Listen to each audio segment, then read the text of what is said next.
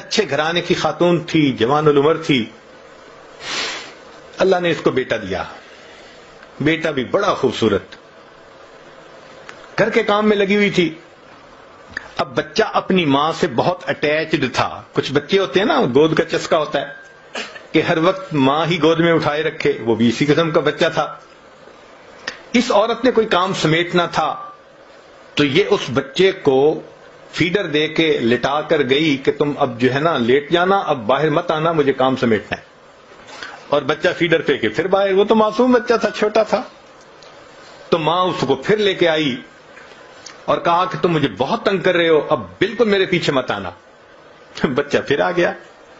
اب اس کو غصہ آ گیا اور غصہ کنٹرول نہ ہوا تو یہ بچے پہ برسنے لگی. اس کو بہت سخت سخت کہا، میں تجھے سلا کے آئی تھی، کیوں میرے پیچھے آ گیا، تنگ کرتا ہے مجھے، سویا سو ہی جاتا تو اچھا تھا.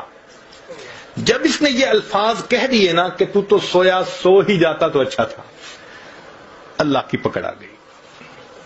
مگر اللہ نے اس وقت اس کے بیٹے کو موت نہیں دی.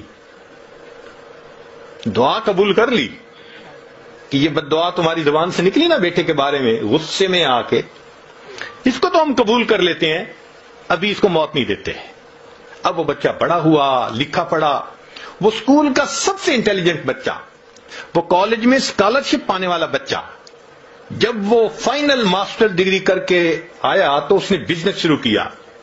اتنا اچھا بزنس چلا اس کا کہ پورے شہر کے لوگ اس بچے کی مثالیں دیتے تھے کہ دیکھو اتنے اچھے اخلاق والا، تحمل مزاجی والا، خوش مزاج، اچھے بچہ، اتنا اچھا اس کا بزنس ہے.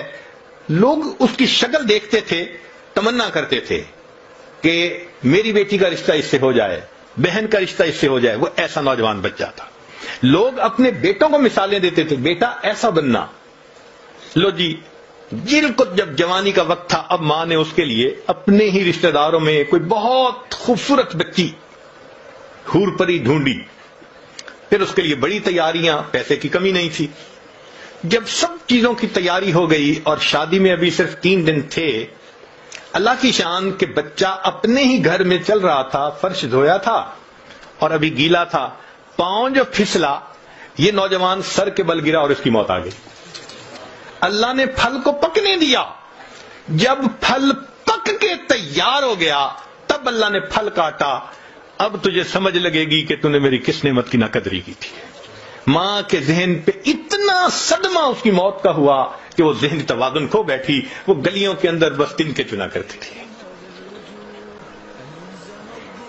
تو کبھی نقد سزا ملتی ہے، نکیر، اور کبھی اس میں تاخیر ہو جاتی ہے. آج بہنیں چھوٹی چھوٹی بات پہ بھائیوں کو بد دعائیں دے دیتی ہیں اور پھر بڑے ہو کے انہی کے لیے پھر بیٹھی رو رہی ہوتی ہیں